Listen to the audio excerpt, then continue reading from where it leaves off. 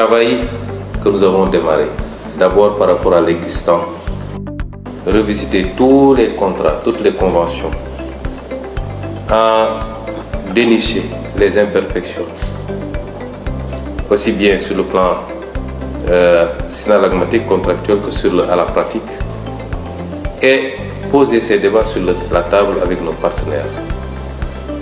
Essayer de rattraper ce qui est rattrapable. Cela va sans dire qu'il faut également situer les responsabilités par rapport aux auteurs étatiques de ces pratiques.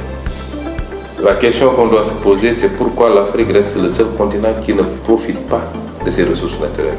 Tout ce qu'on demande, c'est l'application des mêmes standards, des mêmes pratiques que partout ailleurs dans le monde, en Amérique, en Europe, en Asie. Et c'est vous dire que ce qui est attendu de vos travaux est important.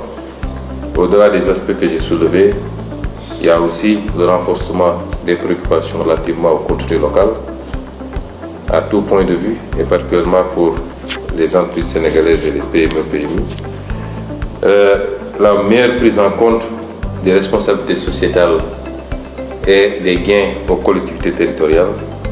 C'est autant d'éléments également qu'il faudra intégrer dans la réflexion. Nous ne sommes pas dans une dynamique d'avoir un code dissuasif pour l'investissement, mais nous ne voulons plus également de code permissif qui font gagner à tout le monde, sauf au Sénégal et au peuple sénégalais. Le cadre qui a été présenté était d'abord le cadre juridique actuel du secteur extractif. En parlant du code pétrolier, donc la loi numéro 2019-03 du 1er février 2019, le code gazier, la loi numéro 2026 du 7 avril 2020, et le code minier, la loi numéro 2016-32 du 8 novembre 2016. Après avoir présenté le cadre juridique, les enjeux d'une révision juridique ont été abordés, le cadre fixé à travers quelques éléments essentiels, à savoir la diversification du régime actuel, un encadrement clair des entreprises d'État, le fait de devoir maintenir une fiscalité extractive, mais également l'alignement avec les normes internationales. Notre objectif est aussi aller dans le cadre d'une appréciation des faiblesses des différents codes.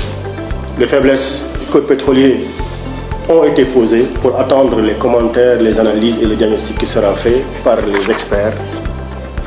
Il en sera de même du code gazier et du code minier.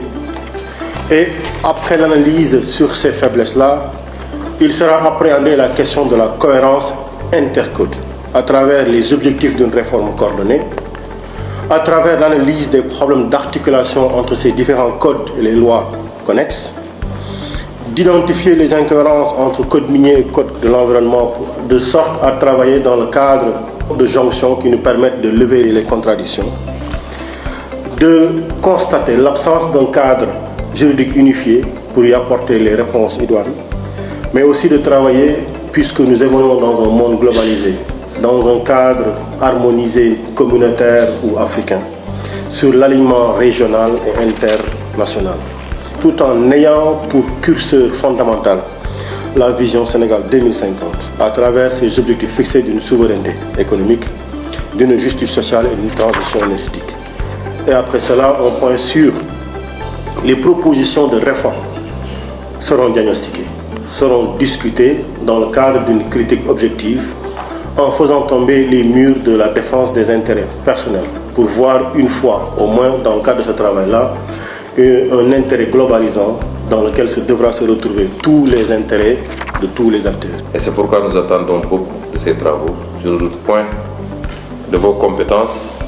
J'insisterai beaucoup plus sur l'esprit patriotique qui nous permettra en tout cas de nous aligner aux meilleurs standards, de privilégier l'intérêt national tout en tenant compte des préoccupations des investisseurs qui nécessairement doivent avoir un retour sur investissement. Après avoir pris des risques, après avoir investi énormément de moyens, il est tout à fait logique qu'ils aient un retour équilibré sur investissement.